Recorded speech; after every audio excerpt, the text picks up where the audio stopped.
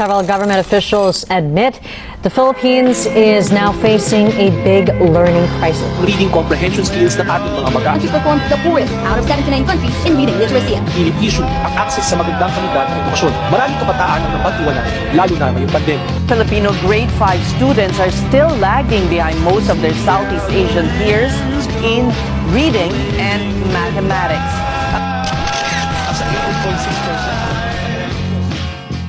Ano kaya ang isura ng mundo kung ang bawat bata ay nakakapagbasa, nakakasulat at makakapagpahayag ng kanilang mga pangarap ng malaya? Sa mundong lumulubog ang kahirapan, sa mundong ang inobasyon ay hindi lamang para sa iilan, subalit mahigit sa 251 milyong mga bata mula sa buong mundo ang naghihirap na makapag-aral. Hindi ito isang krisis lamang.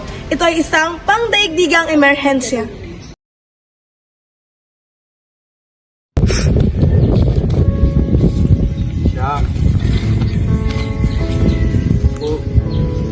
Dapat to sa isang tinapay.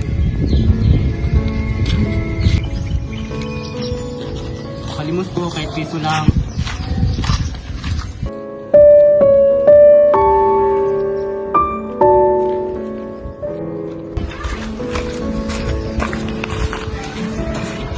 Hoy Son, nandito ka na naman?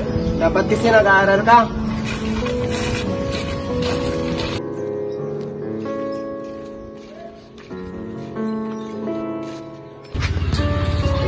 Hoy! Ano ka rin? Hindi ka pwede masunod rin! Wa!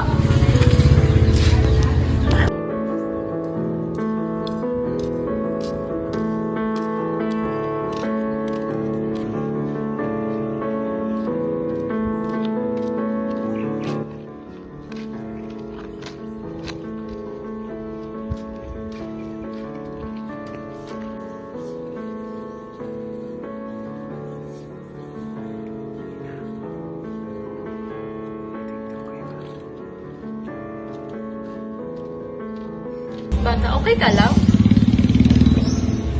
Gusto mo mag-aral? Bakit po? May paaralan kami dito na dito. Na pwede ka makapag-aral lang.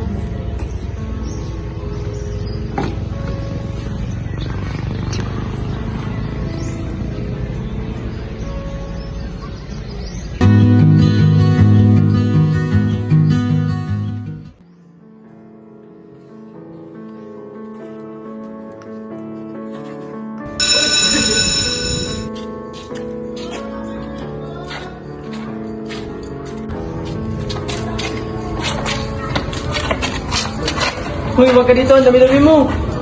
Hindi ka pong i-reminakat mo. Ay ako nga, baka mas lamang kumalat ang dumi mo dito.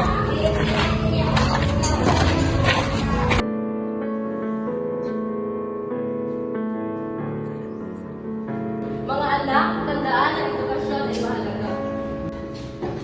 May aso sa labas. Sarado ko nga ito.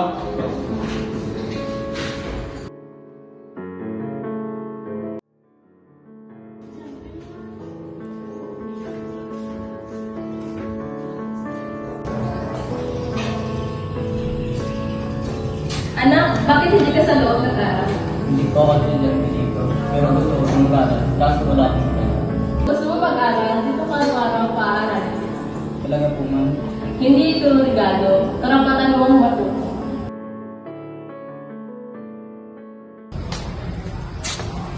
Question, nag-aaral ka na pala?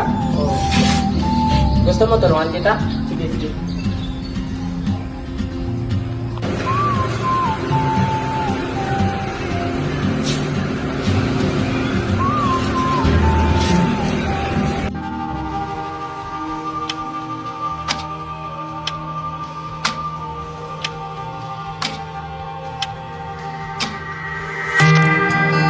Edukasyon ay hindi pribilehiyo.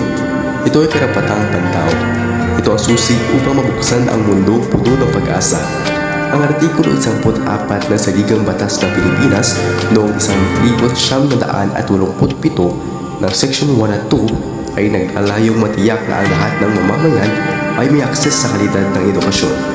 Sa pamamagitan nito, makakalaya tayo sa kadena ng kahirapan at mabigyan ang bawat bata ng pagkakataon para sa isang mas magandang kinabukasan.